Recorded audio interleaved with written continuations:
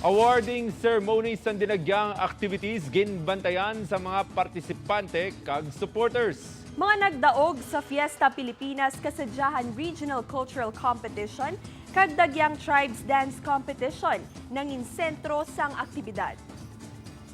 Tribu Ilonganon ginlutos ang defending champion nga Tribu Panayanon sa Dinagyang Festival 2019. Sa dugang nga detalye makaupo naton live si Zen Kilantang. Zen? Sa Kate Adrian Masobra, 1,000 ka mga supporters ang naghulat sang awarding ceremony sa mga nagkalain-lain nga mga aktibidad sang Dinagyang Festival 2019. Napuno ang New Freedom Grandstand humalin sa ibabaw nga mga pulungkuan kagabi. Ang iban, ginakupara ang performance area.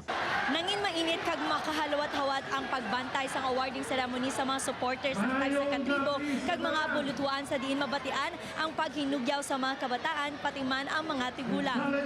Kampyon ng Arevalo Elementary School sa tambor, trumpa, marcha, musika. Samtang nakuha naman sang Dingle National High School ang kampyonato. Mas nagahod pagid ang mga tao sang ginlawag ng special award sa Fiesta Pilipinas Kasadyahan Regional Cultural Competition. Sa diin hubon gimarasnon ang nangibabaw subong nga tuig. First runner-up ang Tultugan sa Maasin, second runner-up ang Manughabol sa Miagaw, third runner-up ang Hugyaw, kag fourth runner-up naman ang Pinta Flores. Best choreography naman ang Gimaras, kag naangko ni Romel Flohen ang best choreographer, kag siya man ang nagtrain sa Tribu sa Lugnon sang Haro. Suno sa iya teamwork ang sekreto kung nga nakuha nila ang titulo. Samtang mas nangin mainit pagid ang mga supporters sang ginlawag ng resulta sang Dagyang Tribes Dance Competition. Nakuha sang Tribu sa Lugnon ang fourth runner-up, third runner-up ang Tribu Dagatnon, second runner-up ang Tribu Panayanon, kag first runner-up ang Tribu Paghidaet, kag nangin kampyon ang Tribu Ilonganon subong nga tuig. Tuman naman ang kalipay sang grupo bangod ini ang pinakauna nga tion nga nakuha nilang titulo. Wala na mo gina-expect nga magdaog kami subong, kaya nga mo nang ginalad na mo kay Viva Senior Santo Niño.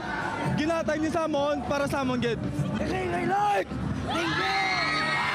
Ini na ang ikatatlong nga kampyonato sang Tribu Ilonganon sang Halandoni National High School matapos ang 11 ka tuig nga wala gid makakampyon sa Dinagyang Ati Tribe Competition. Nagtakop naman ang awarding ceremony pinaagi sa fireworks display sa Iloilo River.